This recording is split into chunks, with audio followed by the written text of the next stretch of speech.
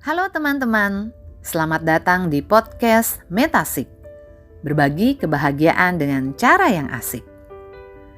Kali ini kita akan mengulas sebuah renungan yang berjudul Kunci Pintu Surga, Warisan Mendiang Kakek. Naskah Rusli Wijaya. Editor Iing Felicia. Narator Rina Wijaya. Teman-teman, apakah Anda ingin mendapatkan warisan? Hampir dipastikan kita semua mengharapkannya. Bagaimana caranya? Mau tahu? Nah, kita kenali kedua jenis warisan dulu ya. Pertama, warisan yang jika digunakan bisa memberikan kemudahan, tetapi bisa juga menimbulkan malapetaka dan bencana. Ini namanya uang dan harta benda lainnya. Banyak contoh nyata dalam kehidupan sehari-hari, bagaimana warisan sejenis ini menimbulkan konflik, perselisihan antara saudara, bahkan bisa mengakibatkan hilangnya nyawa manusia. Kedua, warisan yang jika digunakan bisa memberikan kelancaran dan kemudahan, tapi tidak menimbulkan malapetaka, apalagi bencana. Warisan ini adalah berupa nasihat baik, sifat-sifat baik yang diteladani dan dipraktikkan oleh anak cucu. Yuk, simak kelanjutan cerita saya. Beberapa minggu yang lalu, kami diundang ke rumah salah satu donatur pembangunan wihara. Kedatangan kami disambut dengan penuh sukacita, layaknya saudara kandung yang sudah lama tidak pulang ke rumah. Cipika-cipiki dan peluk erat, padahal kami baru kenal. Kami dijamu dengan hidangan makanan dan minuman yang sangat lengkap, mulai dari minuman segar, teh, kopi, dan juga camilan ringan. Tuan rumah bercerita bahwa ia sudah beberapa kali pindah rumah. Setiap tempat tinggal yang dihuni seringkali berdekatan dengan masjid. Pun dengan rumah yang sekarang ini, tempat kami bertamu dekat sebuah masjid yang cukup besar. Saya bertanya, apa tidak terganggu suara toa masjid? Tuan rumah menjawab, tidak terganggu, sudah biasa. Ia bahkan mengaku senang mendengarkan khotbah tentang kebaikan yang disampaikan dari dalam masjid. Di lingkungan ini, kerukunan umat beragamanya terjaga sangat baik, ujarnya. Saya pun mempraktikkan hal yang kurang lebih sama. Saya sudah terbiasa karena rumah saya dekat bandara. Tidur pun tetap nyenyak, meskipun deru pesawat kadang bisa menggetarkan jendela rumah. Praktik nyata harus dilakukan sesuai ajaran Buddha, yaitu tidak melakukan segala bentuk kejahatan, senantiasa mengembangkan kebajikan dan membersihkan batin. Ternyata selain kisah toleransi, ada pula kisah lanjut tentang usaha dari tuan rumah.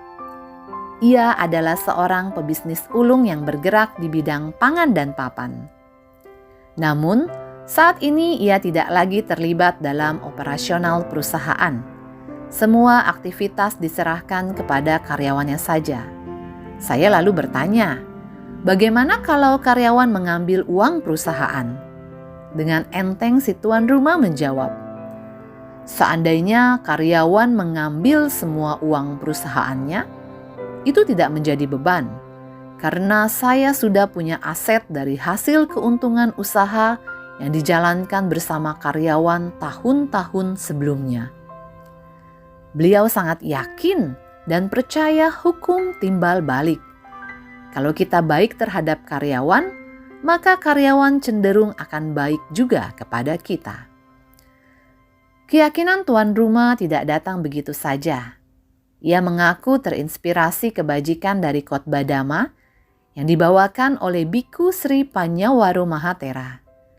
Selain itu, mendapatkan warisan dari kakeknya. Warisan ini bukan berupa harta benda, tetapi teladan, nasihat, dan sifat-sifat baik sang kakek. Semasa hidup ia dikenal sebagai pribadi yang gemar berdana dan membantu orang lain. Kakek sering memberikan pinjaman uang, namun tidak berharap dikembalikan. Kakek berpesan kepada anak cucunya untuk menjaga hati dan pikiran tetap bersih. Dalam Dhamma ajaran Buddha, untuk menjaga hati dan pikiran agar bersih, tidak ada cara lain selain praktik meditasi. Meditasi yang benar bertujuan untuk mengikis keserakahan, kebencian, dan kebodohan batin.